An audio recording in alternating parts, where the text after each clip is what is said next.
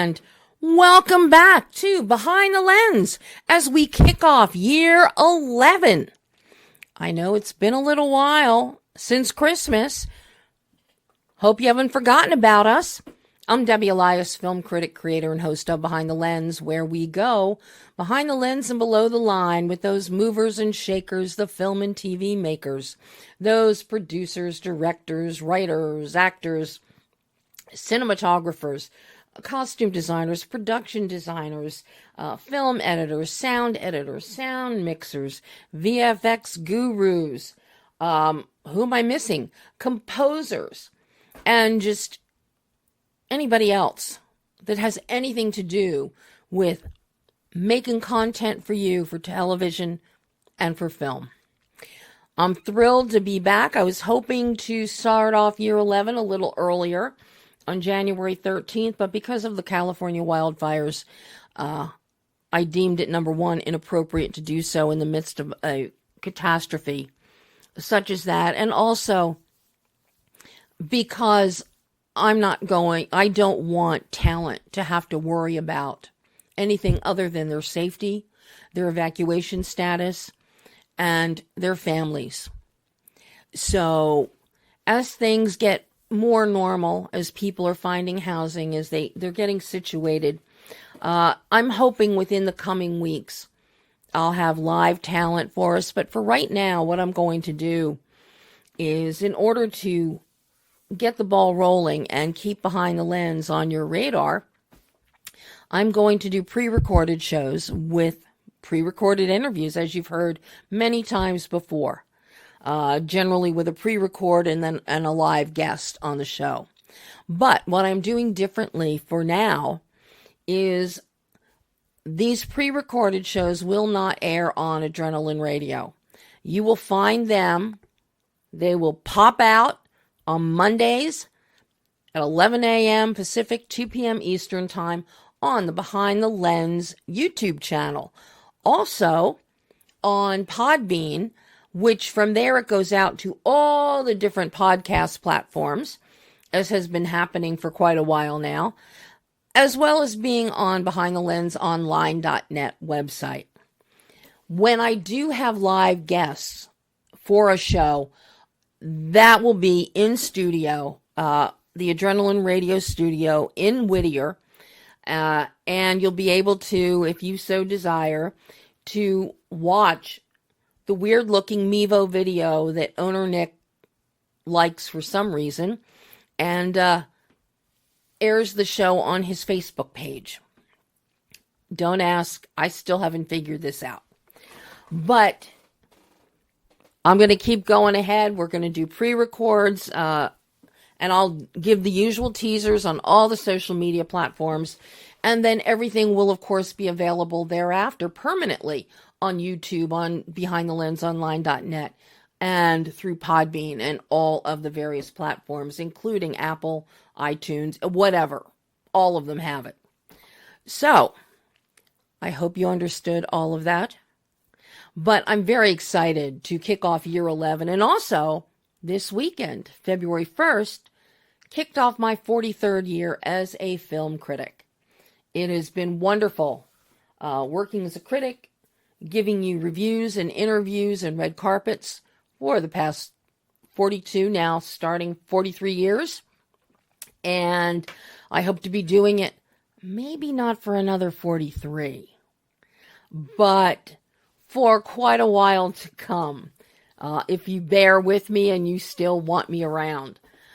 So it's very exciting to be kicking off the second decade of the show, and also my 43rd year as a critic. And of course, if I'm going to kick off the show with a pre-recorded interview, well, I'm going to kick it off with what I love best, sharks. Yes, indeed. Last week, I got to speak with director Christian Sesma and talk with him about his new film, Into the Deep. It's sharks and pirates and sunken treasure and drugs, and people that really shouldn't be out on the water. but they are. And I love the story. The story is the tale of this couple, Cassidy and Gregg. As a young girl, Cassidy saw her father eaten by sharks. So she has been petrified of sharks her entire life. Here she is now older, married, maybe getting over her fear of the water, getting over her fear of sharks by going on this trip to Thailand with her husband. Throughout her life, her grandfather, played by the wonderful Richard Dreyfuss, who is an environmentalist, has tried to cure her fear of sharks with the great philosophy that sharks, fish, all the sea life, that is their home. And when we wander into it, dive into it, swim in it, we're in their home. And you have to respect that and how they act and react. So and this theme follows through in the film. And playing opposite Scout is Callum McGowan, who plays her husband Gregg. Wonderful performance by Stuart Townsend as Gregg's friend, Ben's, on whose boat they are going out on off the coast of Thailand to swim, to look around, maybe see sharks, who knows. And then we got our pirate, John Seda, as the character of Jordan, a pirate who is also an ex-Navy SEAL. So go figure. But Cassidy and Gregg are having a wonderful time on their cruise with Ben's on his fishing boat when they were approached by a small yacht, and I mean small, and on it is Jordan and his men, and they are pirates, and they are looking for sunken drugs in that general area. They kidnap everybody on the boat, on Ben's boat, and then force them all to dive into the shark-infested waters to retrieve the contraband that is down there. 90% of this film is underwater or in the water. Actually, I think it's a little more. I think Christian is conservative in his estimates. A good portion of the film was shot 50 meters below the surface of the water. It is action-packed. What I love is the cinematic aspects of this film, and that was something very important to Christian, as you're going to hear him talk about in this interview. With his, and it's something he had to face with the challenges and the creative decisions he made. Because it was shot primarily underwater, this required skilled underwater cinematographers and camera operators. Luckily, they're there in Thailand thanks to our boots-on-the-ground producer for this film, Damon Hillen. Damon, many of you, I'm sure, have heard my interviews with Damon before, or one of his frequent collaborators, Brandon Slagle. Damon has an entire film industry, film complement set up in Thailand. So a lot of his films, a lot of Brandon's films are shot over there because you've got trained people, you've got the facility setups there, and Christian is taking advantage of that with Into the Deep. So having somebody experienced like Damon as his producer, tremendous, tremendous help, especially with a film like this. Many of you may know Christian's work. 72 action films, 72 Hours, Lights Out with Frank Grillo, Section 8 starring Dolph Lundgren and Dermot Mulroney, Pay Dirt with Luke Goss and Val Kilmer, Take Back. They're all action-packed. They all get violent. They're all on land. Into the Deep marks Christian's first dive into water as a filmmaker. No pun intended. The script is written by Chad Law and Josh Ridgway. and it's solid. The dialogue fits with the action. The action fits with the story. And what is very interesting is Christian and I go through the process of his making Into the Deep. His considerations. He had to find actors who could handle the physical demands of underwater, who also were game to do stunt work. And they didn't have to know how to swim, and they were taught a degree of diving. For the 50-meter down sequences, there were stunt divers that he had to find. But one of his biggest casting dilemmas, he had to have an actress who could carry out the emotional core of the story as Cassidy, because she's dealing with trauma, but then she's also got to step up to the plate and face her fears and be capable at action and with diving and swimming. He has done an amazing job bringing this small ensemble together, and all are believable in their parts, and all are really enjoyable to watch. But Scout Taylor Compton as Cassidy, you really become invested in her journey. We stay in her POV, and that is one of the most compelling aspects of the film. And that's in large part thanks to the cinematographer, Niccolo De La Ferri, who's done Operation Blood Hunt, 3 Days in Malay, which was Brandon Slagle film, starring Louis Mandylor. So Niccolo knows the waters, he knows the area, he knows the lighting. And as you're going to hear Christian's talk in the interview, there were often some issues with lighting because of the boat moving. So try blocking your shots when the boat has a mind of its own and is moving. It's a very interesting interview as Christian talks about what he was looking for in terms of his scoring from Andy Fosbury. And we spend a bit of time talking about his editor, Eric Potter, because of the challenges of the editing of this film. Now, one of the big things in this film is the end of the film are the end credits. These are not your usual end credits. So wherever you are watching this film, be it at home, on your couch, watching it on TV, on your computer, or if you're in a theater, watch it to the end, because the end, it's more or less a split screen. Richard Dreyfuss speaks to us about sharks. And the movement to protect sharks, because there's so many problems with sharks being killed for shark fin soup, a lot of Asian delicacies.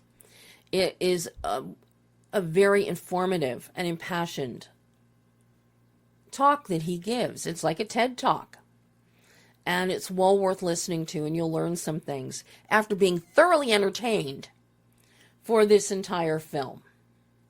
So without any further ado, I'm going to stop blabbering, and I'm going to let you listen to my exclusive interview with Christian Sesma talking about Into the Deep.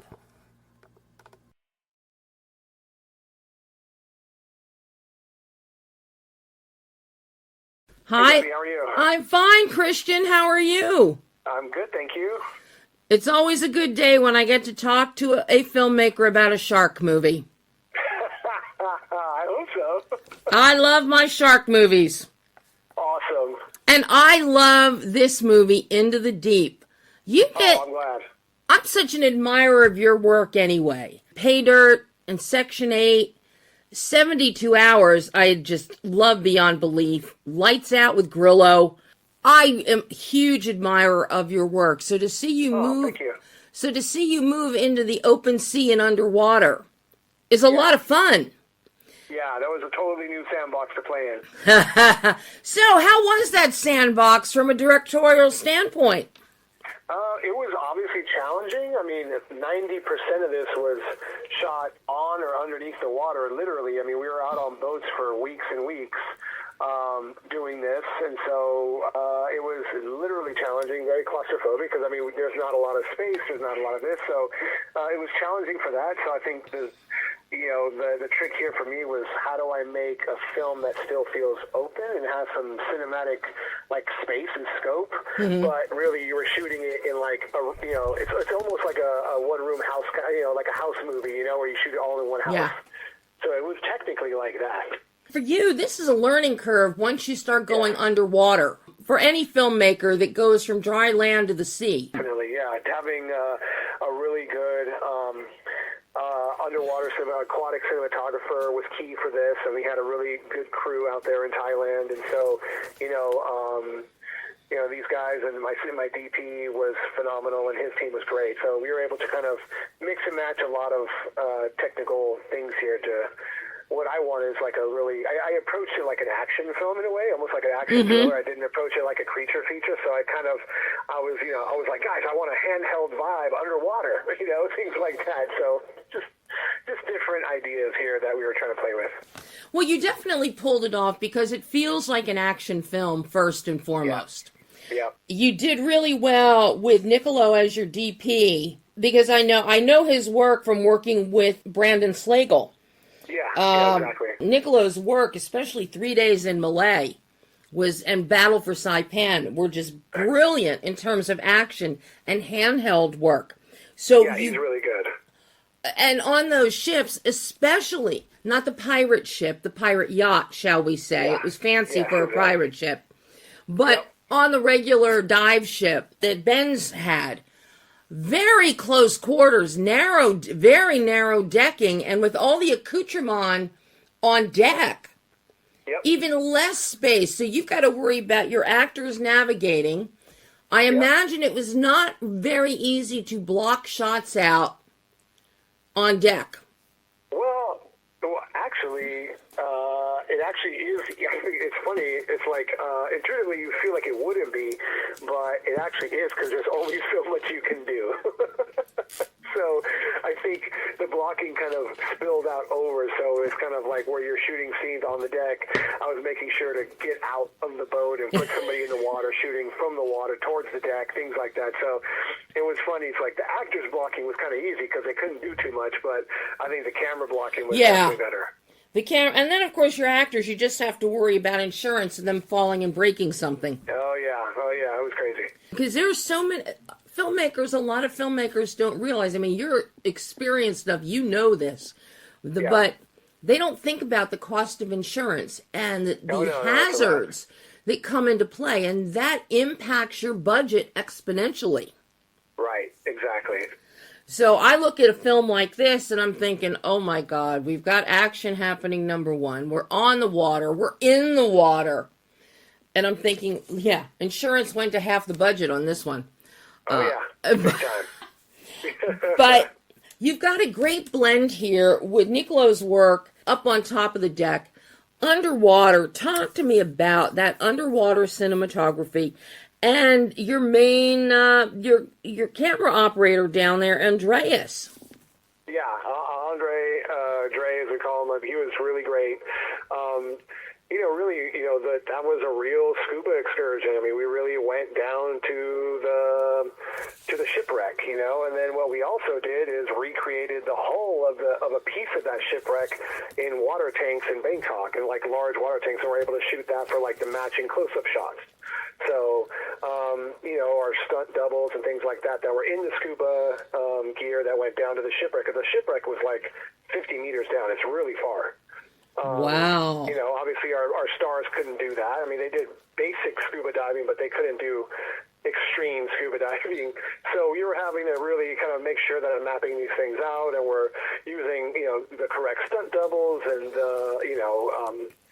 matching shots for the close-ups and CG to match some fish and things like that. So yeah, it was a really challenging, really fun way to kind of, like you said, play in a new sandbox knowing that a lot of this was going to be underwater. A big part of that, and it also crosses over from underwater to above water. You got to come up from air and get the flesh out of your teeth when you're a shark. So I have to compliment you on the CG, on the visual effects for the sharks underwater. At a distance, when they're swimming, they're incredible. Yeah, I think, for us, I'm like, look, we obviously didn't have a big budget. We didn't have a lot of time, a lot of this, a lot of the toys. But I was like, if we can get the money shots with some really good VFX, I'll be happy. I'll be okay. I mean, like I said, I feel like 90% of the VFX shots are really, really good. And then, obviously there's some that I'm like, but then that's also to be said in some giant studio movies. I'm like, that's not that really good VFX for $100 million. You didn't have $100 million, so... No, we didn't. I think one of the best money shots you have, it's actually two money shots, is where we've got Cassidy down in the water. She takes off the breathing apparatus and is staring at the shark, and the shark is slow, and you're cutting back and forth. Yep. And he's getting, favorite. Oh my God, and he's getting closer and closer, and then when she reaches out, that gave me chills. Yay, that's the idea. And it was so exquisite. It's such an exquisite moment. Yeah, and I think that's something I was trying to do, that shots like that, moments like that, aren't really a part of this subgenre of movies. Right. They're really kind of...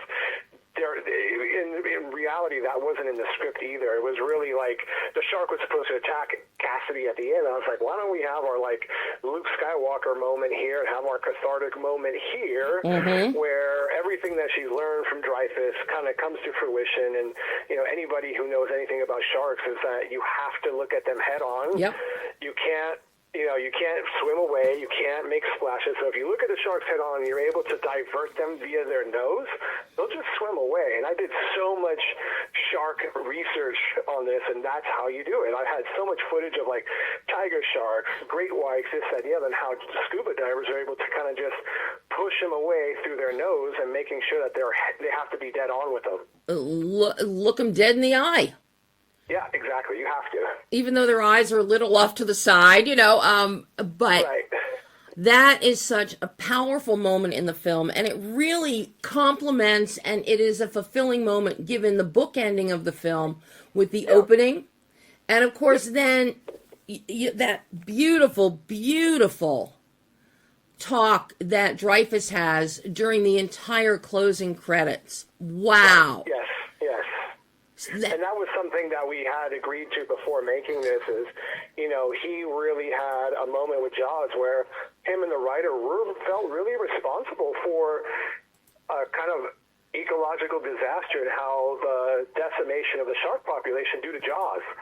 So he was like, look, if I'm going to do this also, I'd love to put some sort of message at the end where, look, the sharks aren't the bad guys. And I think that's the other difference with this movie. It's like, yes, they do damage, but they aren't really the villains in this movie. They really just so happen to be in the water. And, the pirates are the villains. Yes. And the sharks are just doing what sharks do. And that's what at the end, it wasn't, a shark just goes away and just goes about its life like a shark would. The sharks, number one, they were obviously hungry. Number two, you have humans who are being idiots. Yeah. In terms of screaming, crying, pirates wielding guns and machetes. Sharks can sense all of that. Right, exactly. So they're going to go for it. So the shark... Totally, I agree. And they were helping Cassidy. Let's just cut to the chase. Yeah, they were on her side. And that's why that moment in the film is so important. I think so. I think, like I said, we've all seen all the shark movies from Sharknado to Jaws and everything in between. Yep. And again, for me, I was like, look, if I'm going to play in this sandbox, I'm going to take a couple swings here that aren't really the norm. I'm going to try to do a little something different here, good, bad, or ugly, and I'm going to stand by it. And I think that moment I love. You did a really terrific job with Into the Deep, Christian. Thank you. I am so impressed by it. And I think I've seen every shark movie known to mankind.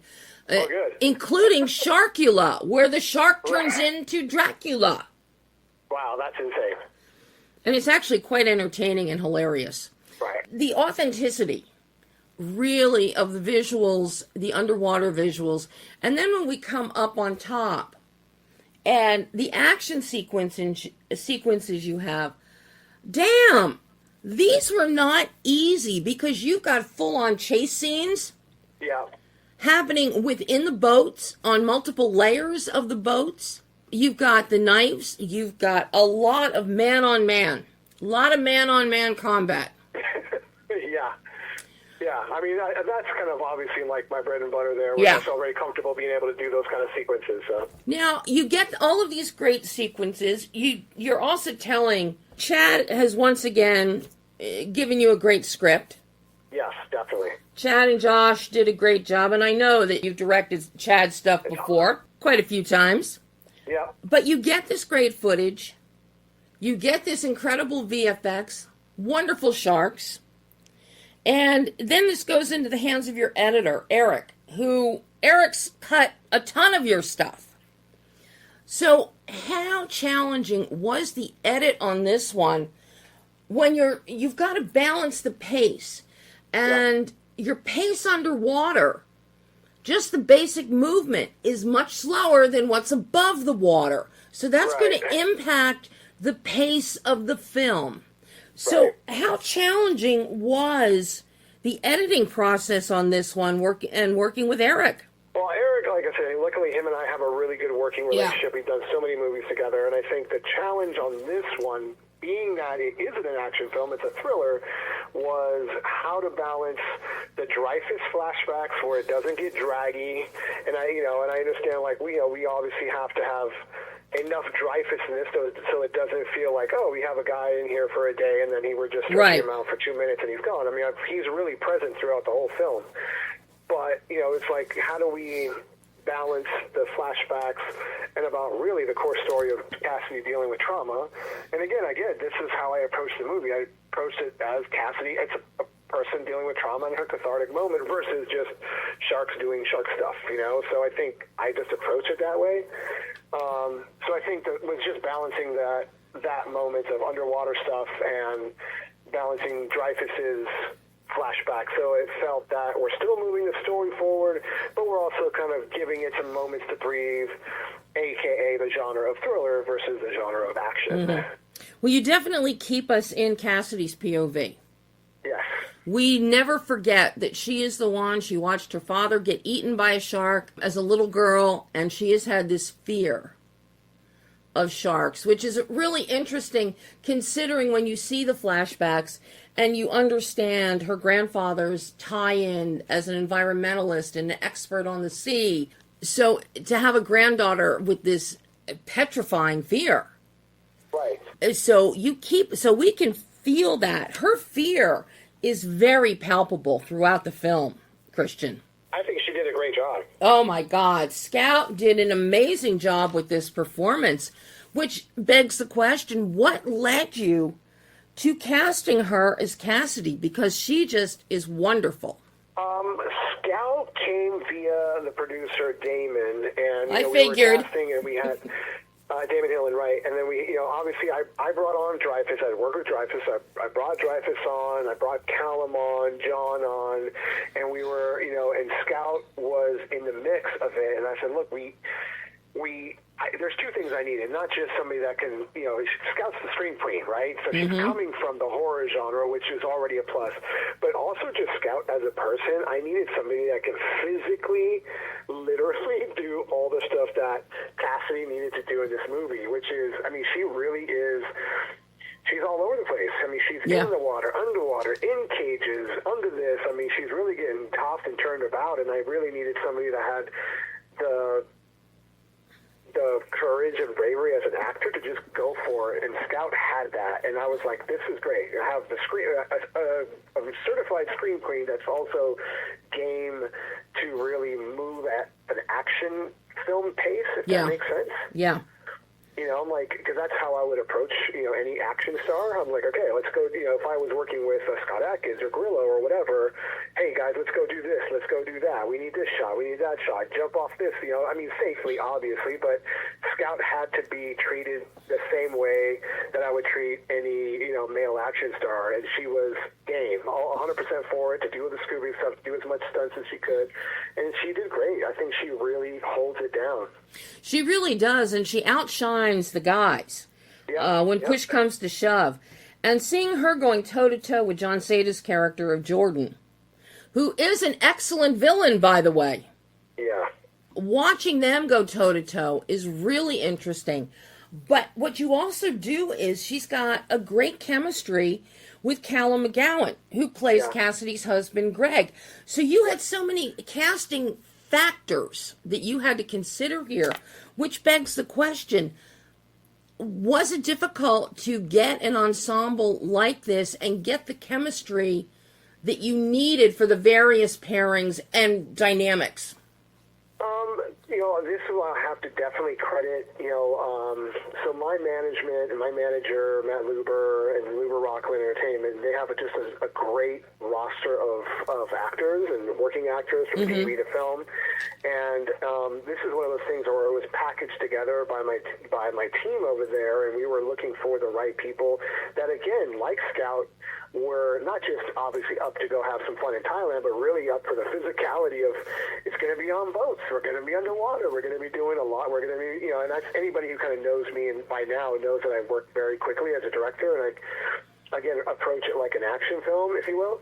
So John was game, and I've obviously known John's work from Selena to the Pacific to La Brea, even and everything. Just a great actor, right? And I think that and then Callum's work from TV as well, and I was looking for kind of, some up-and-comer in Callum, right? And I needed somebody that had some real empathy for Cassidy, but also the bravery, and also I needed to have the right kind of masculinity that allows Cassidy to be who she is, and also just as an actor allows her to be the center stage of this kind of movie is what she is. This is her movie. Yeah.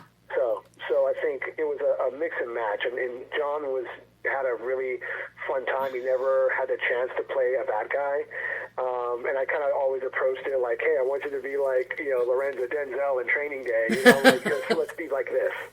So that kind of thing. Stuart Townsend, I just thought was just fantastic. I love. Yeah. So Stuart's a friend of the producer of Damon's. Stuart, I said, yeah, absolutely. I go bring him on. So Stuart was just a late addition to the party that really just rounded out a great ensemble. I mean, you have a lot of really great actors. Yeah, and what I love about Stuart as Benz, he brings a lighter note to the trauma, to the tension. We get, maybe it's his accent, but he brings a lighter note when Cassidy's freaking out over the shark cage. And he's like, okay, no worries. Cover it up. Put it away. Right. But I really like the vibe that he infuses into, and even coming abreast of the pirates. And, of course, I never would have let them come on the ship. But, I don't think you would either. We're at your ship. Right. But I thought he was a really nice addition to the heavier emotionalities of this film, of the script. Yeah, I felt like Stuart's character is like an innocent bystander that gets caught up in the wrong day, wrong time kind of thing. I mean, really, out of everyone, it kind of felt he was like, oh man, this is the wrong day that this happened. I mean, he just always felt that way. So he was always clocking everything as it happened, but always just kind of, he was just trying his best here. Now, I've got to ask you about the score and your composer, Andy Fosbury. I know Andy's work from, and I say it's the hilarious horror film Croc, which just so over the top and hilarious. Yeah. But what were you looking for from Andy with the score for Into the Deep? Andy had, when we were auditioning, we were looking for composers. Since this whole thing all post-production was handled in the UK, and so Andy came across our desk. They submitted him, and he had it wasn't part of his feature score. He had in music from like his own personal library of him as a musician. Yeah. And it was edgy and hard and moody, and it wasn't anything like some of the other stuff that he did. On some stuff, I was like, wow, this is really good. And so, you know, we had a discussion. I said, look, I'd like to approach it this way. You know, heavy, moody, this, that, and the other. He obviously heard the temp score that we temp this to and things, and also just he knew some of the music choices that we were going to make for the montages and stuff. So I think that he wrote me some like a prelim temp score to a scene, and I thought he nailed it. I said, this will be great, and I thought he did a great job. I was very impressed because this is such a different movie than, you know, Croc or even Easter Bunny Massacre, which if you haven't seen it, I highly recommend it. I highly recommend it. Right. Now, I want to circle back to Nicolo's work in the cinematography for a moment, and your use of extreme close-ups, your use of ECUs. I love the way you have used the ECUs here, concentrating on the hand-to-hand moments, the knife, the knee, the arm. I'm so glad that you said that, because I got pushback from that, and I was like, guys, they were like, we need the other person's POV. I'm like, no, we don't. I'm like, let's stay on Callum. Yeah, I love the use of the ECUs. Yeah. They're very purposeful, and we really feel that moment. Yeah. And don't tell me Damon is the one that pushed back on that. There is no Damon's completely supportive. But Yeah. I'm like, we need the reverse shot. I'm like, no, we don't. Why don't we need the? We already saw him Yeah. just now. We stay on Callum as he's fighting off the guy. I mean, again, this is that Saving Private Ryan moment, you know, when you're just like, I don't know. It was very intentional. I'm glad that you're picking up on the very intentional things here for sure. It's great. And they're adding another element. Because that's what we want to see. You know, we've got the shark. Right. We have the two sharks. We have the teeth. Right. We've got the blood. But we have limbs flying in air. But let's see what's happening up close and personal. Right. When you get man on man. Right, exactly. Knife on a piece of glass. Is a piece of glass going to win over a knife fight, in a knife fight? Right. You know, that kind of stuff. So I really like how the eye is drawn to that. In terms of the action sequences, I really, really like that aspect of the lensing here and your choices. But I do have to ask you, you're shooting over in Thailand, and I know that's Damon's playground over there. Yeah. How fun is it having Damon as your boots on the ground producer? Oh, he's great. He's a blast. I mean, he was 100% supportive of my vision for this and the direction we were trying to go. And, you know, he was very supportive of a lot of the choices and kind of things that I needed to kind of pull off what we wanted to pull off. And, you know, a little shark movie with some scope and some style. And he was great. I've talked to Damon many times before. I talked to Brandon Slagle many times before. And about shooting over there in Thailand and what Damon has really put together in terms of a film base over there.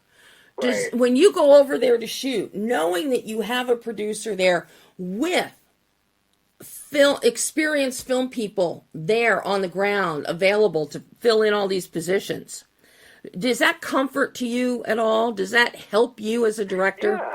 Yeah, of course. I feel safe, obviously, not physically safe. I mean, obviously that too, but I feel that, you know, the things that we need will be delivered professionally, and, you know, it gives me the opportunity to execute what I need to execute. You shot over in Thailand. You said that you built the one set, the underwater, the shipwreck, in tanks in Bangkok. Where were Dreyfuss's scenes shot? La Jolla. Okay. Because it's so bright and beautiful and white sand. And I like how Nicolo blew the light out so that it's everything with him. It's the GE bright white light bulb. Yeah. I definitely wanted to have, you know, Dreyfuss have a different feel. It's almost like an angelic, an ethereal kind of tone that you're giving us with his scenes. But just an amazing, amazing job, Christian. I really love this film. I've got to know, who wrote Dreyfuss's end credit? Oh, we did. Just Just wonderful.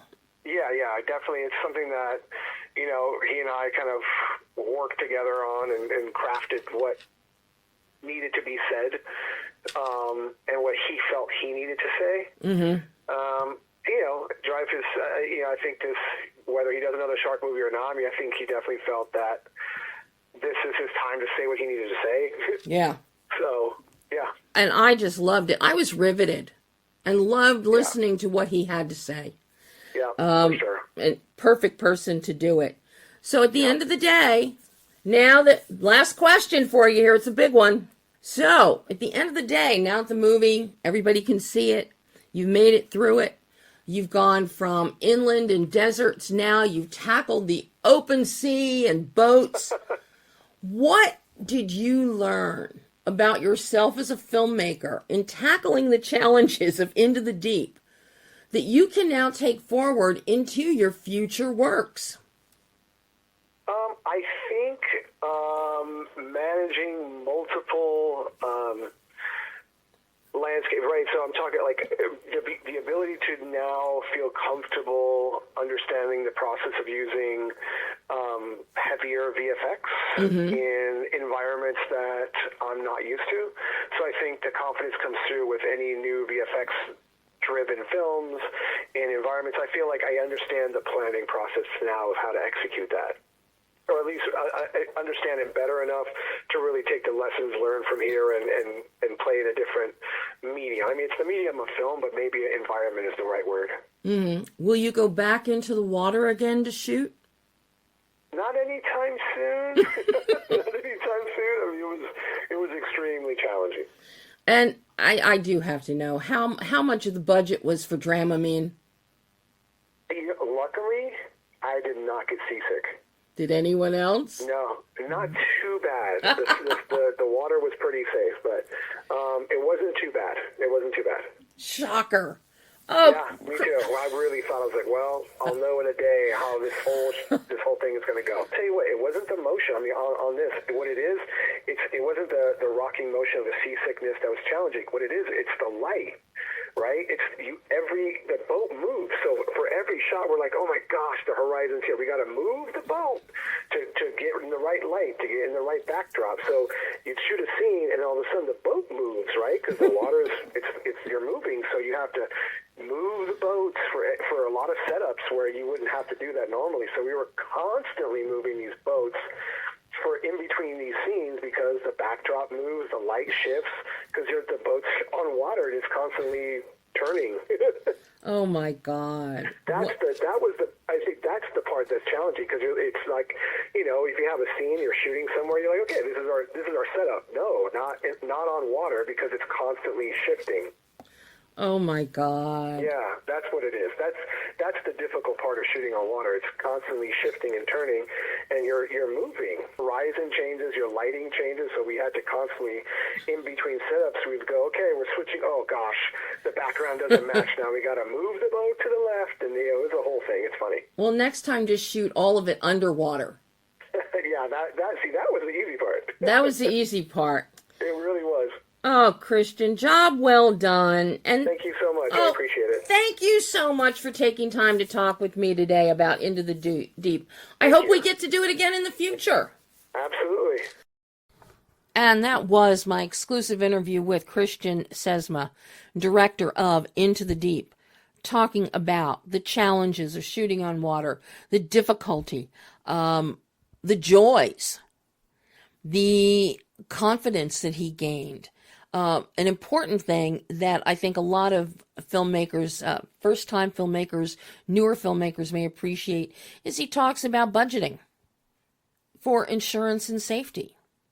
It's a really interesting interview that I hope you have enjoyed. That is all for today. We're not running over for an hour and a half. We're not doing anything like that. We're coming in under an hour with this first show back for year 11. But I'll have more for you next week. And I think that one is going to run over an hour. So look forward to that. But that is all the time we have. So until next time, I'm Debbie Elias. This is Behind the Lens.